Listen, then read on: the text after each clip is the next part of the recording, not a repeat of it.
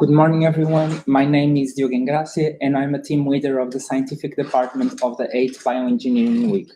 First of all, I would like to thank you for attending our event today, and I hope you find it as interesting as we hope it to be. With that said, I present to you the role of microorganisms in a sustainable future lecture, which will be moderated by Professor Helena Pinheiro.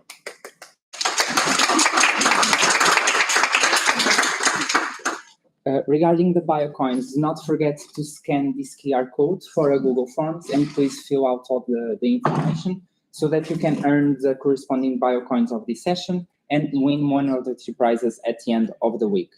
If you cannot do it right now, do not worry because we can show the QR code again at the end of the session.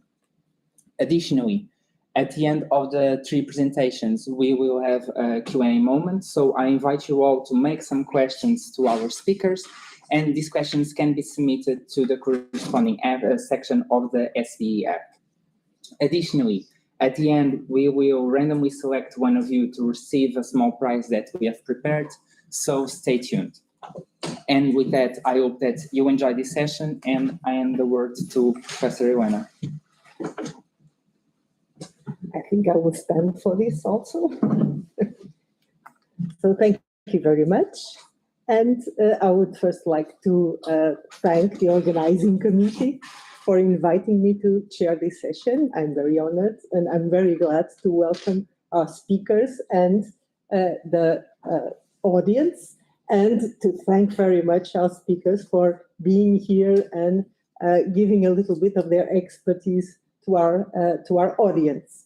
And of course, I'm very glad to chair a session with this theme, which I am sure that you are aware is one of the major themes for nowadays. So we are always thinking about sustainability. And in this case, we would like to make the future more sustainable. Of course, when we think about sustainability, we are already thinking about the future. So it's the essence of the word and of the concept.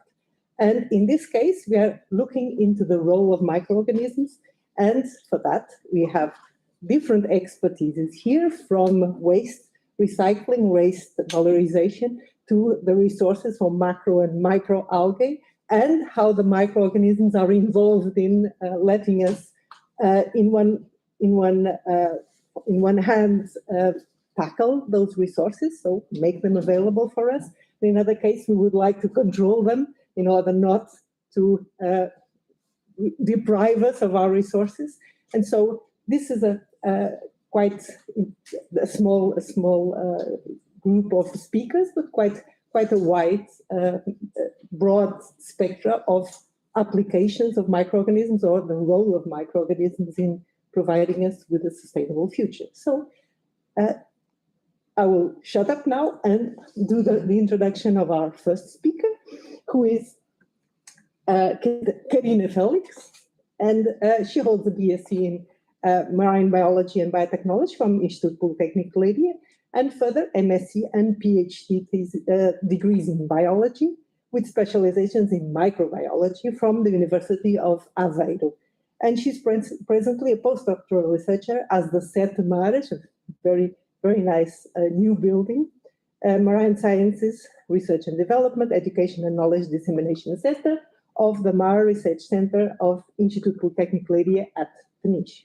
And she's presently focusing on her research on bioactive compounds from seaweeds for several applications, particularly to control plant pathogens. So I give you the word, and thank you again very much, Karina, for being here.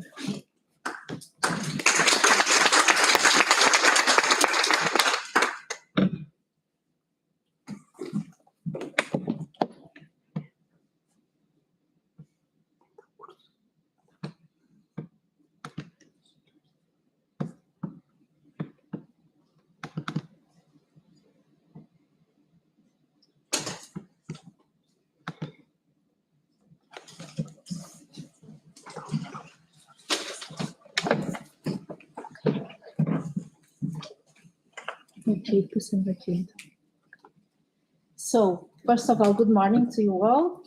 I would like to thank very much for the invitation. I'm really happy to be here. It's always a pleasure to share my experiences in this world of microbiology.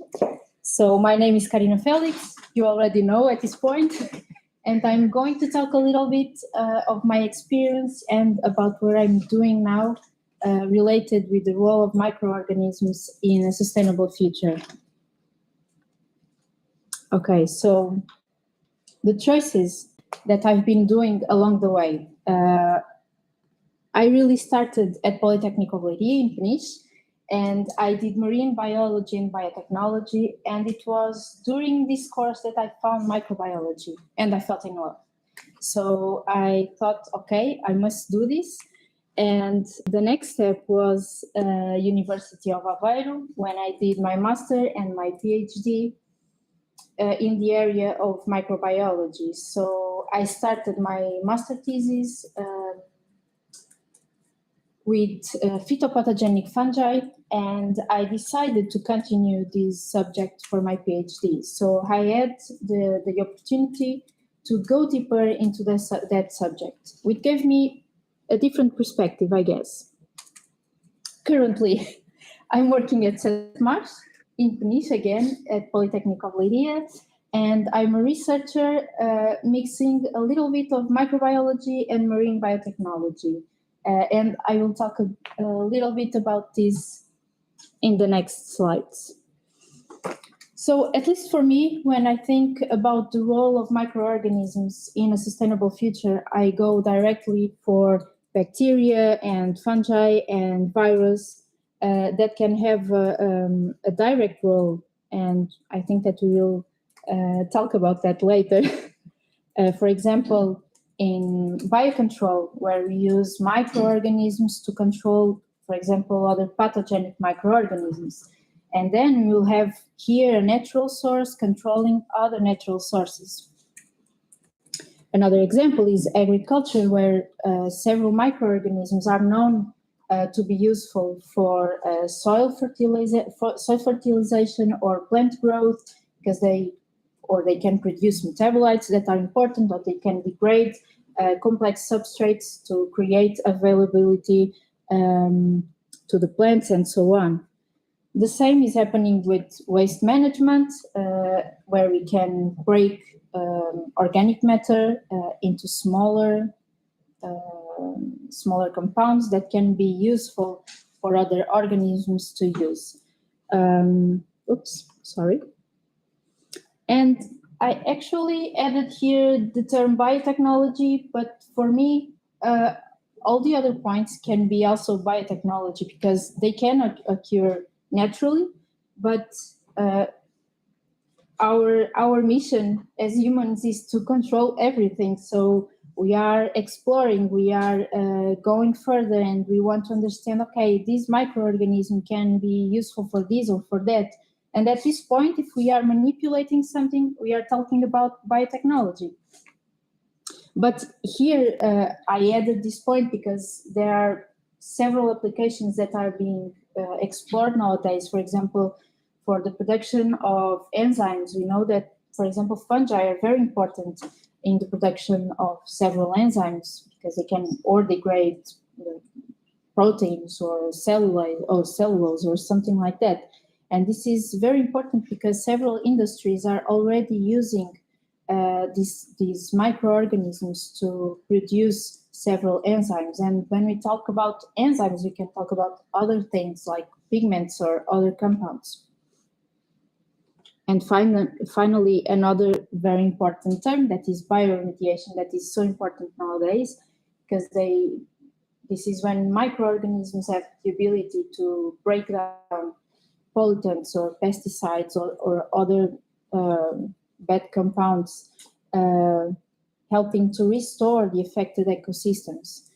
So what I would like to do now is to look to a different perspective from my experience. And as I told you before, I started my master thesis and I kept the same study for my PhD. And I was studying phytopathogenic fungi, that is Lasiodiplodocea rumeae, typically known to infect plants.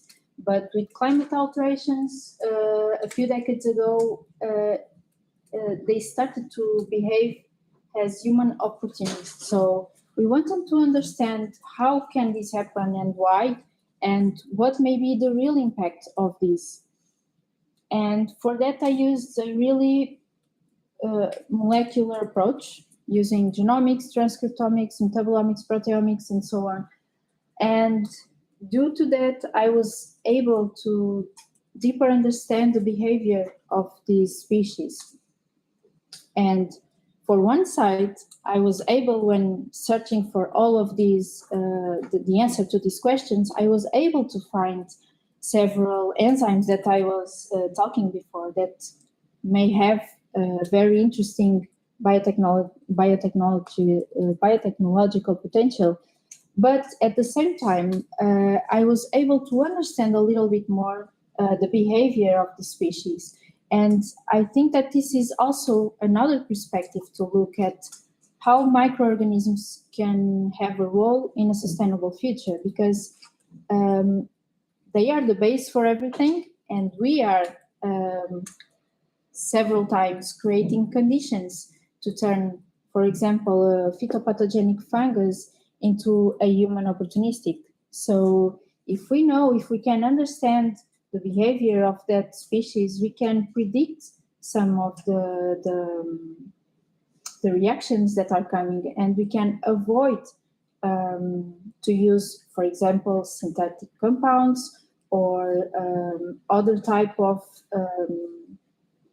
strategies that are not so good for our planet. So I think that at this point it is very important to look further, to look deeper, and to understand the role of each microorganism, their mechanism of action, so we can use a different strategy to control them. So currently, as I said before, I am working with biotechnology, marine biotechnology, and also microbiology. And one of my main focus is on marine fungi. And this is in collaboration also with the University of Aveiro. And we are trying to find some marine fungi, to control phytopathogenic fungi. So fungi that are known to infect plants. And we already have actually good results in this. So maybe we can find or compounds or use the species, these marine species directly to do biocontrol. And this is a way to guarantee that we are not going for synthetic compounds and other prejudicial compounds for our planet. And also, I'm working at Polytechnic of Leiria with two different projects, and these projects are related with the exploitation of macroalgae and the bioactive compounds that these macroalgae have to find solutions, sustainable solutions, eco-friendly solutions to control. In the case of the project Orchestra, that is in the area of agriculture, we want to find bioactive compounds to control diseases that are associated to several orchards mostly to maçã de Alcobaça and pera rocha, so you know it very well. And in the case of Cosmos, we are going to exploit a specific species of macroalgae, and the main goal is to find a solution, a sustainable solution for acne. So we can look at this and already see that we are trying to control microorganisms in a sustainable way, but we can also have the other side of the coin, that is macroalgae are not working alone. So we are extracting bioactive compounds from macroalgae, but they have also associated to them their own microbiota. So when we are extracting bioactive compounds from macroalgae, we must be aware that we are also extracting compounds that are produced from the synergy that come from microorganisms and macroalgae. So actually, microorganisms are the basis for everything. I would like to finish my experience with a little bit different message, but that was really important for my experience. As we all know, a few years ago, we had this pandemic situation that was game-changing for everybody for 2 years, more or less. And I'm not an expertise in virus, but my team leaders, actually, in collaboration with other institutions, they were able to create a team. And in a record time, I would say, we found the solution for our West region. That was the creation of a diagnostic center for test for COVID-19. And this was possible because, first of all, the knowledge about the virus that everyone that studied until there, and then the knowledge that we have in fundamental studies of microbiology and molecular biology and so on. So I think that I would like to share the message that we must look to the microorganisms as the basis for everything. We are probably doing, introducing some conditions in the equation that are changing the things. But if we look to them, if we study them, we will be able to understand them. And this is halfway to get and to find a sustainable future. So this is my contribution today. Thank you.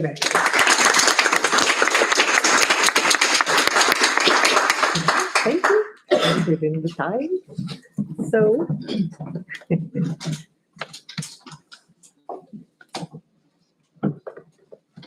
So we now switch from macroalgae, or at least part of macroalgae, to microalgae, and it's a very big pleasure to welcome Master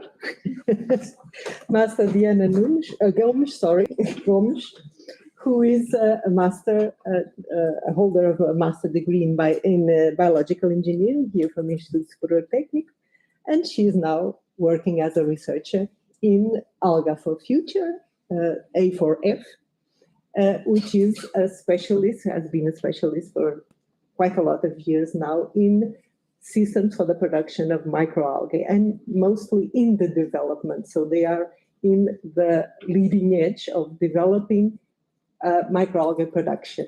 And that's where Diana has been inserted in the team. And I'm very glad that she's here to tell us a little bit about her experience. So, Diana, thank you.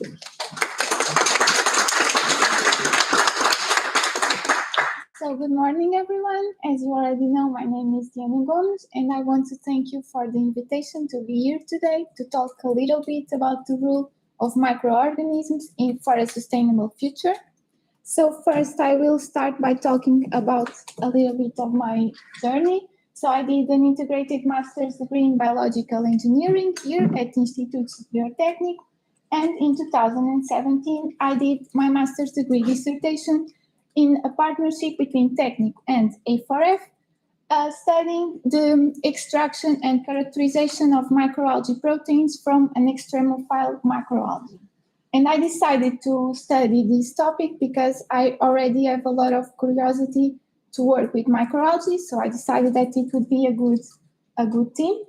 And after I finished my master's degree dissertation, I joined A4F, and I'm working as a researcher at the Lisbon Innovation Laboratory, where I'm involved in several research and development projects. So about A4F. A4F is a company specialized in the process of design, build, operate, and transfer of commercial scale algae production facilities. And A4F is involved in several research and development projects, and it has a lot of experience in producing different microalgae strains, both at pilot and industrial scale.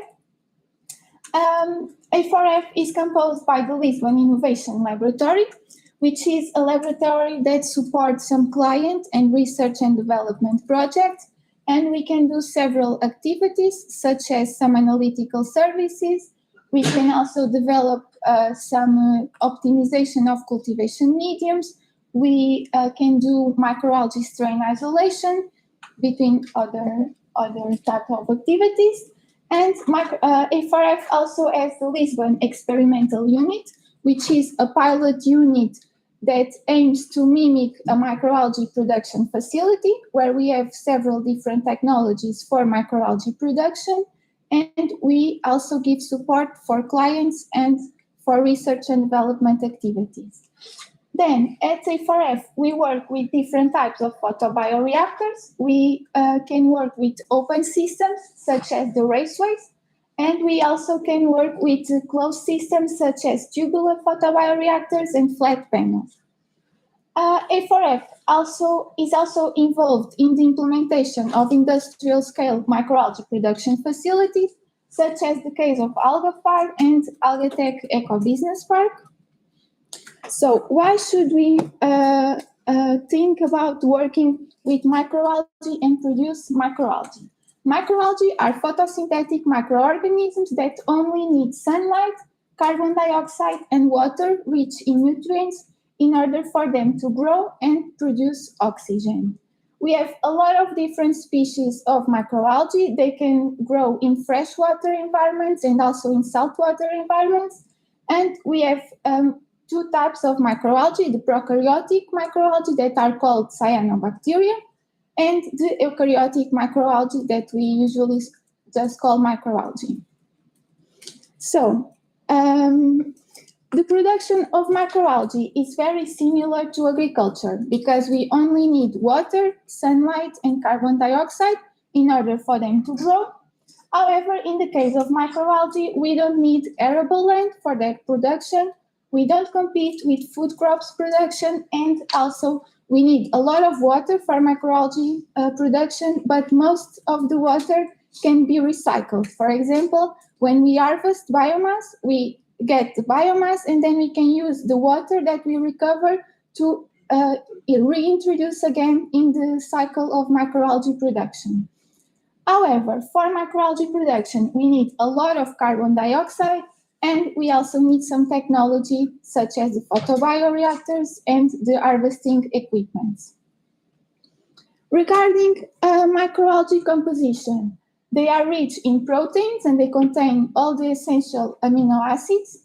They have polysaccharides such as starch and glucose. They have pigments like chlorophyll, carotenoids. They are rich in lipids such as polyunsaturated fatty acids, and they also contain all the essential vitamins. Due to this composition, microalgae can have several different applications, such as in the food and feed sector, in health and cosmetics, and also as biofertilizers.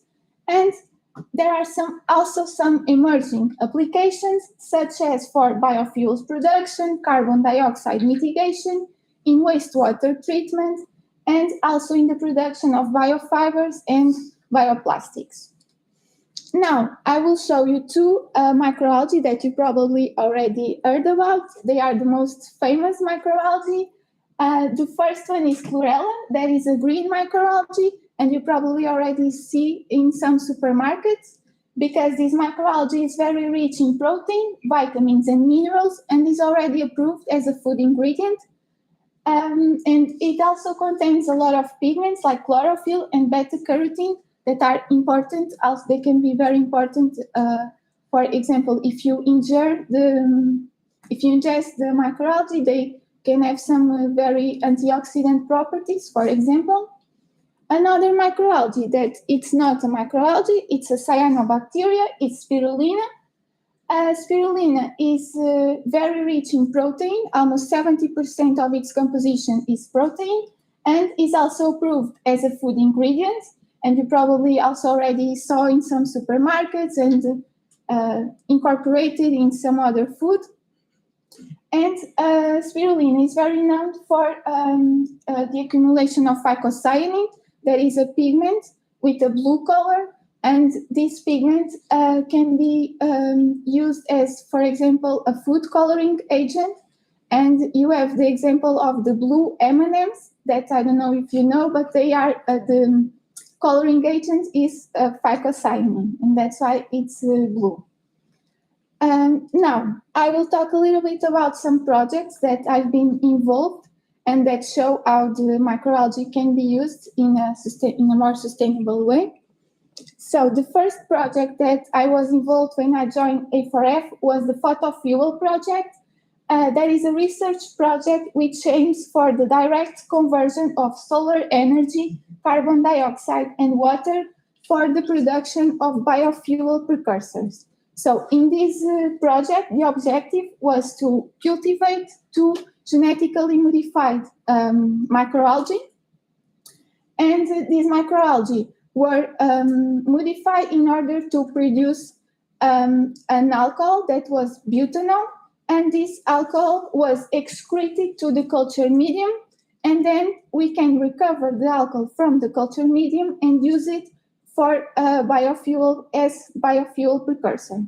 So the objective of A4F was to do the scale-up process of the genetically modified microalgae from laboratory to pilot scale, where we use 2 different types of photobioreactors, the flat panel and the tubular ones, and we were able to produce the biomass. But in this case, the objective was not to produce biomass, but to recover the alcohol from the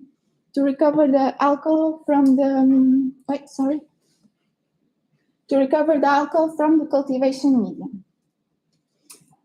Another project that I'm currently working on is red wine. Red wine is a project which aims for the utilization of gaseous and liquid effluents from the wine fermentation and use it to produce chlorella biomass. And this biomass can then be used as food in the food, cosmetics, and agricultural sectors.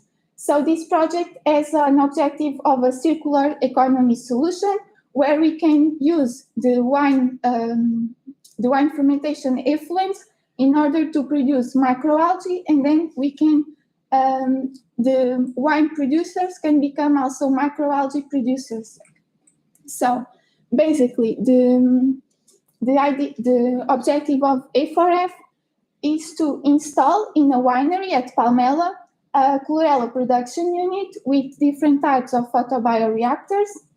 And in this unit, we will use the gaseous effluent, which is rich in carbon dioxide, and also the liquid effluent, rich in several nutrients such as nitrogen and phosphorus.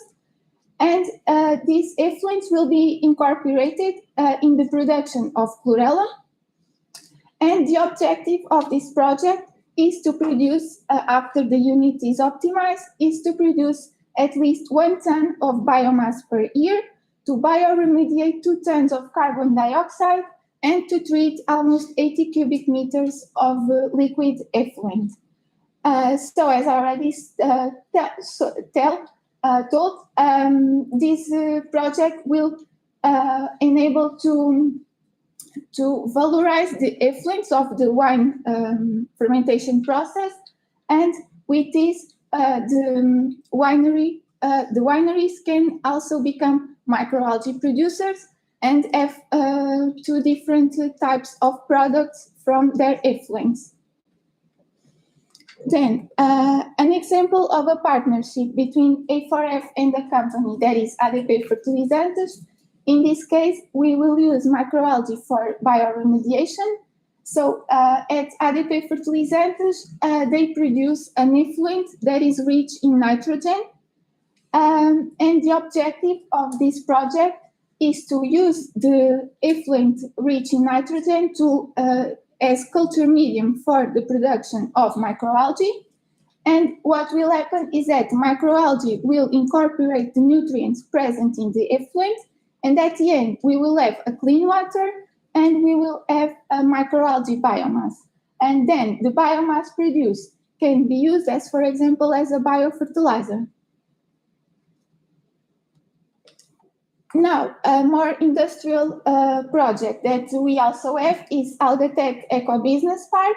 This project is a partnership between three companies: Green Aqua Povo, which is the owner of the project.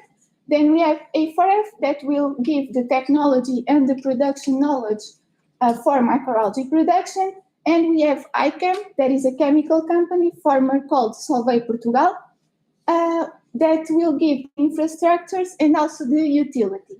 So basically the objective of this project is to use the utilities produced by ICAM that are carbon dioxide, brine, water, and heat.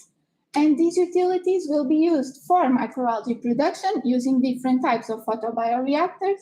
And at the end, we will have algae biomass that can be sold just as algae biomass, but it can also be used in a biorefinery in order to extract some algae-based products such as vegetable proteins, fatty acids, and antioxidant pigments. And this is an example how we can incorporate different industries in order to produce microalgae biomass that can then have several applications. To conclude, basically, we can use, if we have an industry that has some effluents that are rich in carbon dioxide or rich in nutrients such as nitrogen and phosphorus, we can use these effluents to produce microalgae biomass, which can have several different applications. And in the end, what we will have is we will reduce the industry's waste, and we will also valorize these industries' waste. And this is an example how we can enhance global sustainability.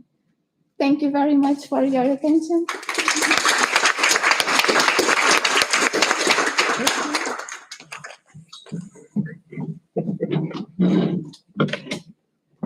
Okay, thank you. Thank you very much, Diana. And now we have our last speaker for this session, Anouk Duque, who holds an MSc in microbiology and a PhD in environmental science and engineering, both from Escola Superior de Biotecnologia da Universidade Católica no Porto. And she has worked in the wine and environmental protection industrial sectors, and has been an invited researcher at Delft in the Netherlands, at the Technical University of Delft. And she's presently a senior researcher at UCI Bio, Requinte, da Faculdade de Ciências e Tecnologia da Universidade Nova de Lisboa, working on waste biorefineries in collaboration with several industrial partners. They are very interested in that. So Anouk, thank you very much for coming. The floor is yours. So, good morning, all. Thank you for the organizing committee for the invitation. I'm really happy to be here and to share with all of you a bit of my expertise and my research work I've been doing during the last years. Okay, so I could not find a better way to show you how much is needed to study microbiology. Okay, the planet is changing every day for a long time. So we need to find a way to fix it, because it's what there's not a way to come back. So we need to find processes to change and to get to a more sustainable planet. So the good news is that we live in a world full of microorganisms. And the amazing thing is that they can always adapt to the changes. Plant is changing, and they always find a way to adapt and to grow, which we can't. We can't. I don't know if you know, but you can find microorganisms everywhere, even in extreme environments. You cannot find human beings like this. So we should learn how to use the positive service of microorganisms for a sustainable future. But how can we do that? So I started my research path at Catholic University. I'm a microbiologist, and then I did my PhD on wastewater treatment. So this is the first research theme I worked, and starting from the beginning.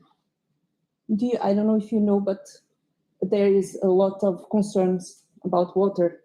Water is scarce and is a valuable resource. And fortunately, the United Nations are thinking about it. So I don't know if you know, there is Agenda 2030, which states some sustainable development goals. So all the EU members have to meet the goals until 2030. And if you look there, we have water there's a lot of concerns around water that have to be solved. Okay, so microorganisms can help us in some way. Biological wastewater plants have a key role to return the water to the water cycle in a safe way. And why? Because they produce high quality water, because they use your microorganisms to remove the contaminants from waters. Okay? So it's an environmental friendly process, and it's a sustainable process. When I started my PhD, I wanted to remove micropollutants from water. Okay, the micropollutants are pollutants that are in very low quantity, but they are very harmful, and some of them are even recalcitrant. But they are there, and then it's not anymore safe to return the water to the water cycle because they are still there, and then you need to remove them. So the first thing I did was to try to find a microorganism that was able to remove one specific micropollutant, which is 2,4-phenol. It's a compound that is present in pesticides. And after some months, I was able to do it because I went to a contaminated site, so in extreme conditions, to find soil samples that are rich in microorganisms that are able to live and grow in extreme conditions. So let's see if some microorganism here is able to degrade this compound. And we made it, and then we moved on. We tried to, we did a lab scale wastewater treatment plant, biological treatment plant. I chose rotating biological contactor, which is a series of discs with biofilm attached to the surface. And what we saw is that at the beginning, we could not have any biodegradation because we tried for around 100 days to put that microorganism in contact with the compound, and they were not able to do. They didn't die, but they were not able to remove this compound. Okay, so what we did is we add the bacteria we isolated to that system, and we found out that after adding the bacteria, 2,4-phenol started to be degraded. All the 2,4-phenol was degraded, so it was a good way to remove this compound, at least at lab scale. Okay? So this is called bioaugmentation. Then I went to Technical University of Delft, still doing my PhD. And I used, at that time, it was a novel technology, it was granular sludge technology. It's still a biofilm, but it's a special case. Microorganisms are able to grow attached to each other and form granules, as you can see in that picture. And I did the same. I tried at the beginning to see if these granules were able to degrade this micropollutant, and they were not. After more than 200 days in contact with it, even after this time, they were not able. So I also add the bacteria, and then all the compound was removed. The good news is, like with these results, we could see that the bacteria was able to attach to the granules. It's amazing. And then we could, in the real case scenario, we could have these kind of systems treating these micropollutants just by doing a bioaugmentation, adding the specific strain able to remove a specific compound. And you may be thinking, but why did you do the same kind of work using biological contactors and granular sludge, if biological contactors worked well? It's because this technology allows us to save space. When you use granular sludge, you can see here what you don't need anymore in your wastewater treatment plant. And this is only very important because you need to have a sustainable process in the way of the biological treatment, but also you need space. So it's a low footprint process. So we need to think in two ways. So you use the microorganism, and then the right microorganism to use the right process to also save space. And then since 2012, I'm at Nova University, and I'm working with plastics. It's a hot topic at the moment. Also, Agenda 2030 thought about it. You can see here plastic pollution in the oceans, not only in the oceans, but I think maybe you in the TV already saw lots of things about this, marine animals eating plastics, and so on. So it has to be solved. You can see here, this exists, it's real. And also you have another goal that it's moved to the solid waste, because you also have a total accumulation in landfills, lots of plastics. Okay. So any solution? We hope so. We hope so. So you can see that plastics are in your daily waste. If you look around, you have plastic everywhere. So they are essential. What is the problem? Because that they're petroleum-based compounds. They have a linear life cycle. So you use them, you dispose them. They are not degradable at all. It's an exhaustible source, because you may think, but petroleum is a renewable resource. It used to be, it's not anymore. It's a limited resource because you are using much faster than it's renewed. So it's not anymore a renewable resource. And you have the problem that it's a recalcitrant material, which means that it's not biodegradable. It just stays in the nature. So here it comes polyhydroxyalkanoates.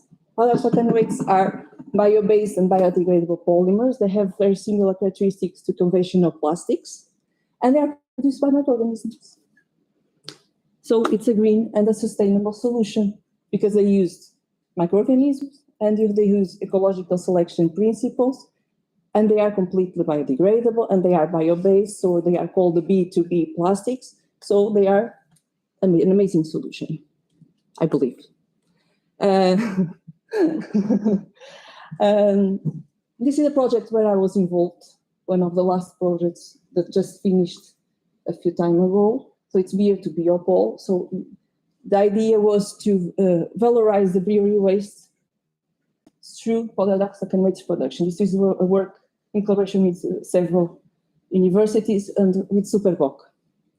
They wanted us to use brewer spent grains, which is a byproduct of the process, very rich in cellulose and fiber, so it's very good to use for microorganisms. And they wanted to transform in PHA, polyhydroxyalkanoates, and then use it in their process, because I don't know if you know, they also sell water, so they need the bottles. So the idea was to use the byproduct of the beer production and then produce plastic bottles, PHA bottles, to use in the water. So they would close the cycle in their process. It's called the circular economy. And I'm just going to just show you an example. We are feeding the fermented biospent grains I didn't put here, and you see the PHA, it's the green one, increasing. So bacteria were producing PHA. And then that picture just to see that how we can follow the process. We can do a staining with Nile blue, and then we see the cells shining under fluorescence lamp. And here you can have a few pictures of the PHA we developed in the end.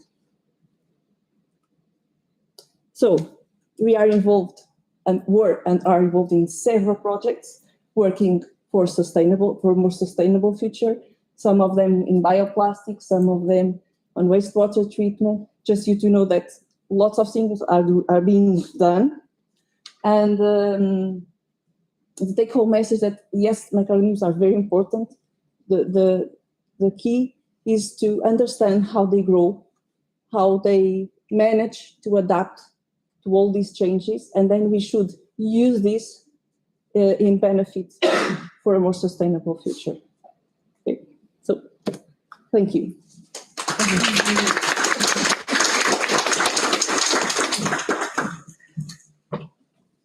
Thank you again, Anouk, and thank you all for the insights that you have been bringing to us in your own areas of expertise. Very interesting, all of them. And we come back to the marine resources in the end, so that's nice. So how do we proceed? Okay, sorry. So we should start a discussion, and for that, some of you have already given start to it by posting some questions.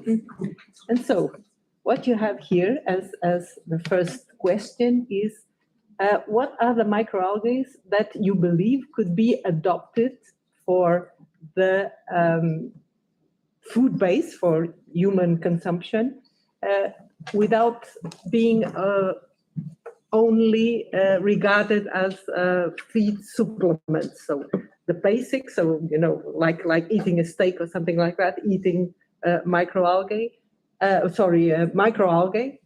instead of just being a supplement, like something to give you some antioxidant capacity or something like that. Diana, do you have any idea on that? I think that one of the problems of just eating microalgae can be the flavor, because sometimes the flavor it's not very good. It's more like a fish flavor, and that's why it's easier to supplement things with a lot with low quantities, and it's easier for us to eat.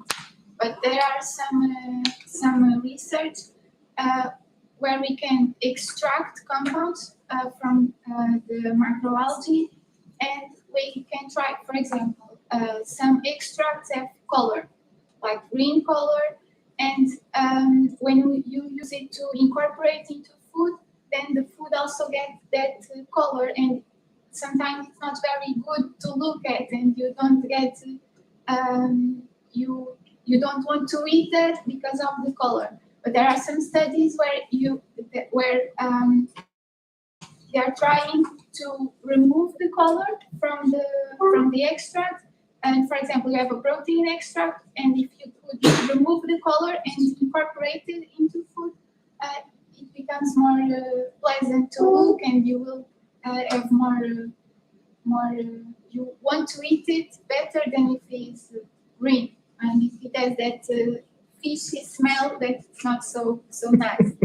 But I think that one of the problems of just eating microalgae is that it's the smell and sometimes the color that is not so pleasant to use. Not appealing. Yes. But do you have an idea if someone somewhere in the world is trying to develop some nice flavored algae? There are some projects regarding that. I'm not I don't know a lot. Okay. But yes, there are some projects in that. Okay, so there's hope. Yes. Okay, so for Karina, what was the result that surprised amazed you the most during your PhD? So what was the wow factor in your PhD? Actually, it was to find some molecules, some proteins and metabolites that were really specific for the infection of humans. And it was amazing. I was amazed by understanding that that species that I told you of that fungus in particular was able to produce those proteins or metabolites only when the growth temperature was higher, like 37 degrees, because it is our temperature. And when we expose the same fungus to 20-25 degrees, more or less the temperature for the plants, they were not able to express this kind of molecule. So this was the main finding for me. Okay, yeah, thank you. Sorry, I haven't been telling you who is asking the question, but for Karina again, Mafalda Arnaud is asking, are these microorganisms in the microalgae cultivated in the lab, or do you have to study them based on their genome and some symbiosis with microalgae? So can you cultivate them? And what types of compounds arise from the result of their interaction that may be useful to acne? We have several projects going on, and the project that is using more these particular bacteria and fungi that are in the surface of the microalgae are not any of the projects that I told you here. In fact, for those two projects, we are not extracting or cultivating the bacteria and the fungi, but it is possible to do it, for at least for some of them. We are actually treating the microalgae as a whole, including everything. So I can tell you right now what are the compounds that are coming from the microbiome, or the compounds that are exclusively coming from the macroalgae. But we know that there are several specific compounds that are usually associated to the microbes that are there. Still a lot to be researched. Thank you. So again, for Diana, do you think that it's possible to adapt the production of microalgae with an effluent rich in nitrogen to an industrial scale, which would be the bigger challenge? Yeah, it's possible, and there are a lot of projects that try to do that.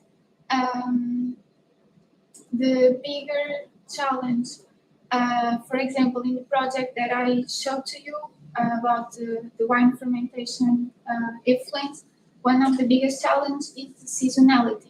So you only produce a lot of effluent in a very small time. So you have, like, in the summer, you produce all the effluent, and in order to incorporate it in the microalgae production, you need to find a way to store that effluent, and it's a very big challenge, because you can have changes in the effluent composition along the year. So it's an example of a big challenge regarding this type of use of microalgae. But if you have an effluent that is produced along the year, so it's easier to incorporate. And also you need to take into account that sometimes the composition of the effluent can be toxic for microalgae growth. So sometimes you need to dilute the effluent, and with that, you sometimes don't need a lot of effluent, because you only need small amounts during the production. So I don't know. That goes a little bit into another question that is asking, how often do you need to replace the algae? So I'm not sure if I understand, but maybe replace meaning start with a new inocular, fresh inoculum. I don't know. Well, it depends. You have a mode of production that is a semi-continuous mode. So you can do periodically can harvest biomass, and you don't harvest everything. You leave a little bit of volume, and then you replace with culture medium, and then you continue the production. So it's a semi-continuous production.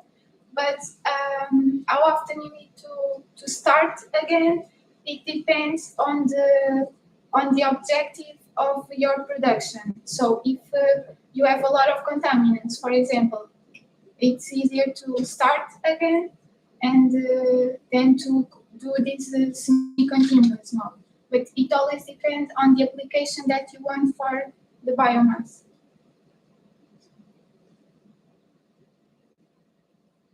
Okay, so for Anouk, finally.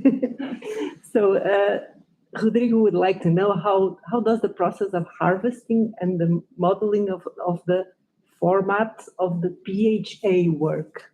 I'm not sure if I understand well, but please. That depends. We can produce PHA. I don't know if it's the question, but we can produce using pure culture or mixed culture. I work with mixed culture, but part of my group works with pure culture. It's different ways of producing. Okay. In my case, I need a 3-stage process. I need 3 reactors. I need the first one where I use the feedstock. I use waste, so that's the advantage because I use a resource. I don't use synthetic. No, I even don't use novel substrates. I just go to industry and use their waste or byproducts.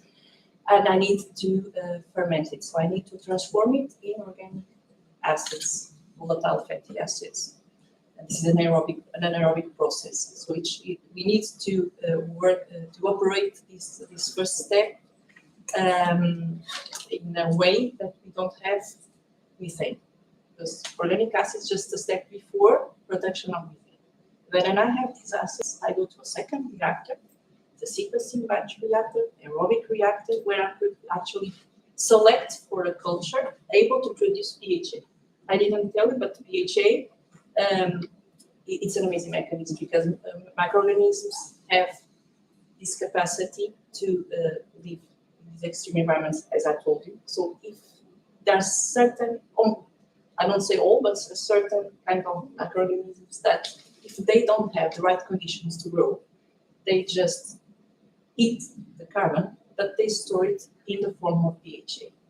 When they have, again, conditions to grow, they will eat this PHA and they will grow.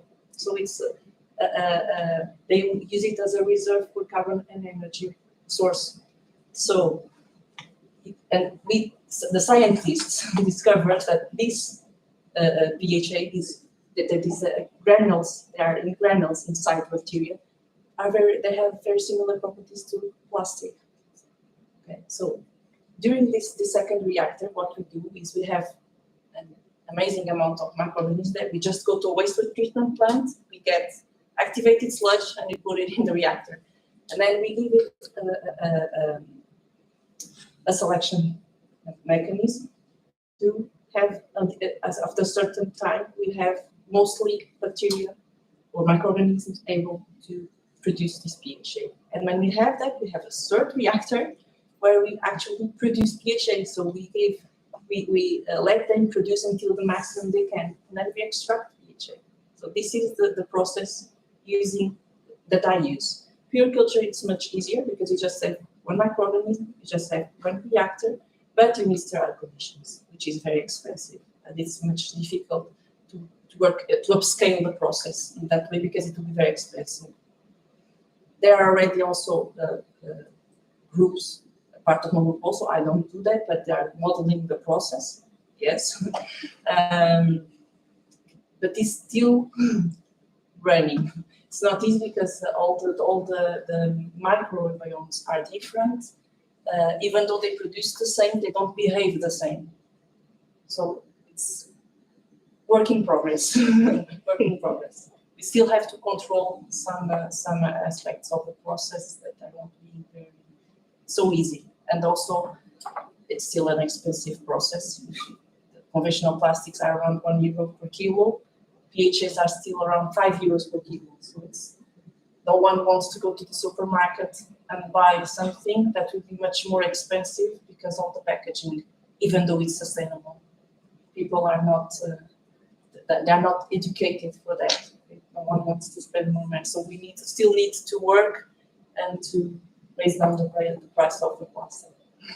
Yes, and I believe my personal opinion is that using mixed culture is the key to use wastes to bring I don't know if you noticed, even like the compound, all they are changing the straw. to paper ones. Yep.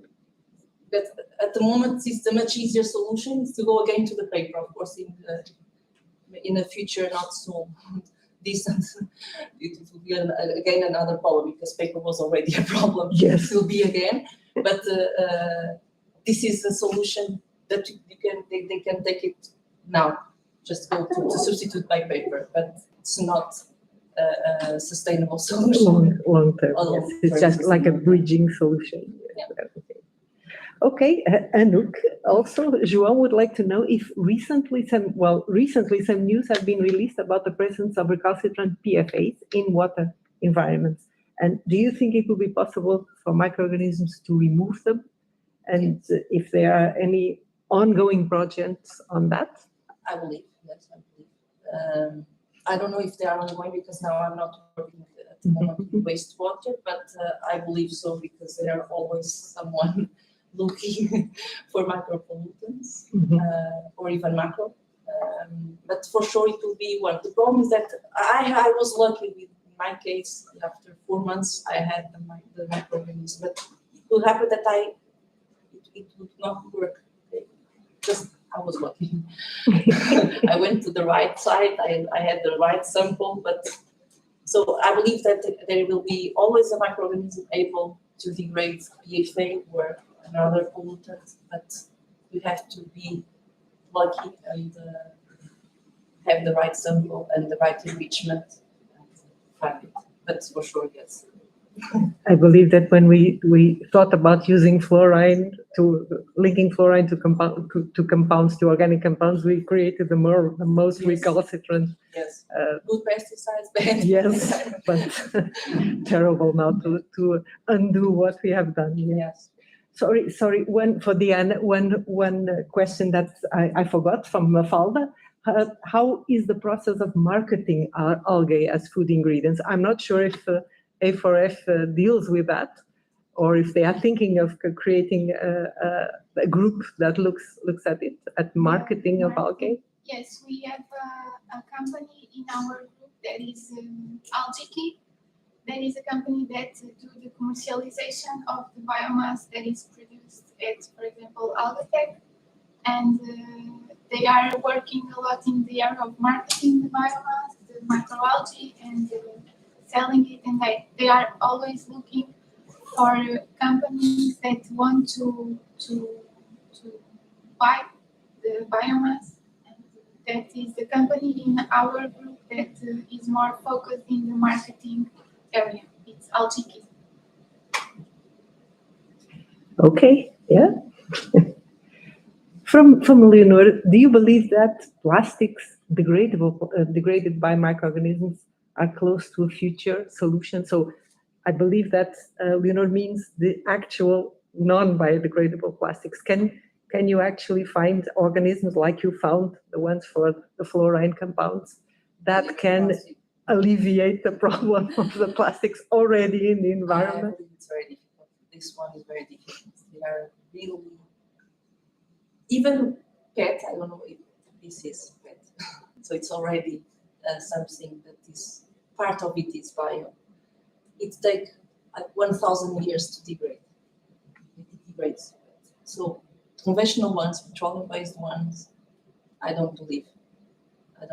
There are lots of scientists, even this one, there are lots of scientists trying to get it faster, and they can't. So this one is, I don't think there is microorganisms able to degrade petroleum-based plastics, unfortunately. Unfortunately. We really have to start at the other end, stop using the plastics and try to remove them, but physically, I think that the problem is that we are dependent on plastic. Yes, so it's difficult to move and to change we don't have too much time because it's until 2030 that something has to be done. Also, supermarkets are working. So my group is working on that because they have until that they have to. They cannot have plastic, this kind of plastics in their shells, so they have to have biodegradable plastics. So they were also in the project with us. But it's difficult because we can produce it, okay. Even we already have pilot plants working, and also we have partners in the industry that are also working. But the price is always a problem, always. Because for the other part, we have the solution. It's the price. Of course, this is being produced for years and years and years and years, so centuries. So this is an established process, completely optimized. That's why it's always so cheap. These ones, it's a new process, so it will need some time to turn in a cheaper process. So, but converting, biodegrading conventional plastics, I don't think so. You just have to clean it. Okay, for the end, João is asking what when you have in bioreactors with aerobic or microorganisms, you need to transfer oxygen, and that's a major issue. So a possible solution is to use the algae to release the oxygen inside in the culture media. Do you apply this strategy? So do you combine the microorganisms that consume oxygen with the algae to provide that oxygen in your processes? Yes, it's possible to do that, especially when we use the open system. We don't just have one microorganism in there. We have an ecosystem, and so in that case, we usually have that kind of process where microalgae produce the oxygen, and then other microorganisms use that oxygen for other processes. Okay. Again, for Anu, since the PHA accumulates intracellular, does it require cell rupture, or do the bacteria excrete it naturally? This is João, I think, asking. It needs an extraction, so it's not so easy process because microorganisms are very smart. So we need you have to break the microorganisms, but you also have to break the granule, which is really well protected. Okay? So yes, it has to be extracted. We are also developing green, sustainable methods to do it because the conventional one is chloroform, so not really environmental friendly. And at pilot scale, or even full scale, it uses hypochlorite, which is also not very friendly compound. So we just developed now a new extraction strategy with a dibiotic solvent, very green one, and it worked very well. We already published, just published a paper on that, and we believe these people will move to this new strategy because it's also an important step of. Actually, it's the most important step in the process is to recover PHA, and it's also one of the most expensive steps is that the downstream processing. So we are also working on that. I believe we found a very good method to do it. Yes. Thank you very much. I don't believe there are any new questions, but I have a question for Karine, and because we were talking about fungal pathogens, you were talking about that, and I was wondering because we have companies that are cultivating microalgae for food microalgae, to do the sushi and everything, and whether do you provide services? Are they also attacked by fungi, those cultures, or do you just use for land plants? So your expertise is more on the fungi that attack land plants. Yes. Well, they can attack, but I'm more focused, on land plants.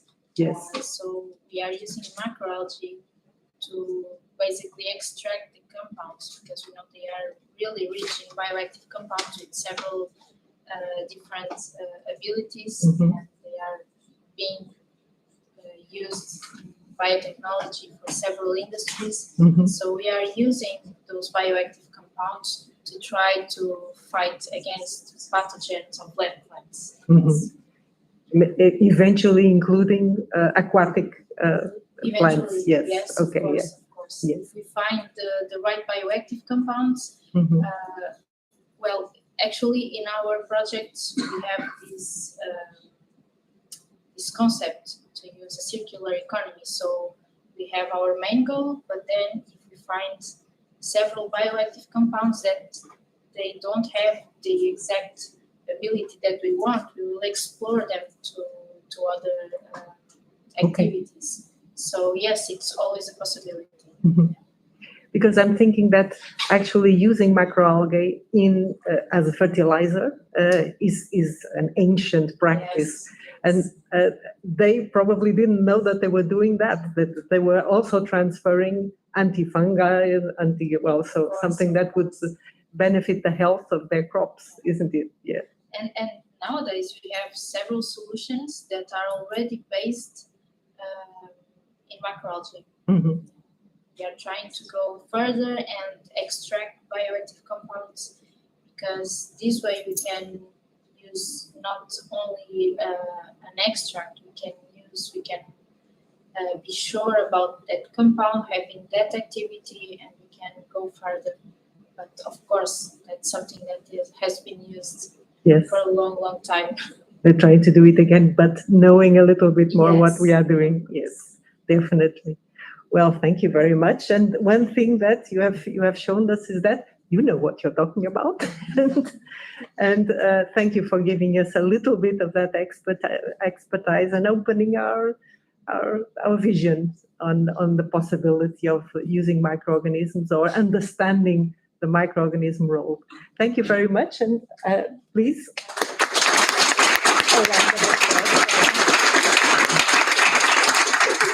I give the floor back. So we have reached the end of this interesting session. I want to thank once again our speakers for your willingness to be here with us today and share a little bit of your knowledge.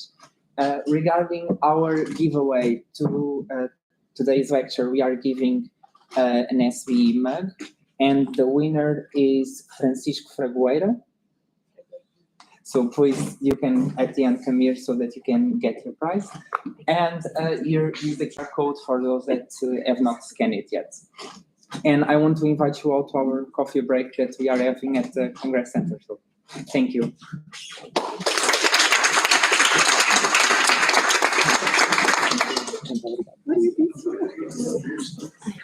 Eu acho que eu não conseguia as fotografas. Não sei se falhei alguma.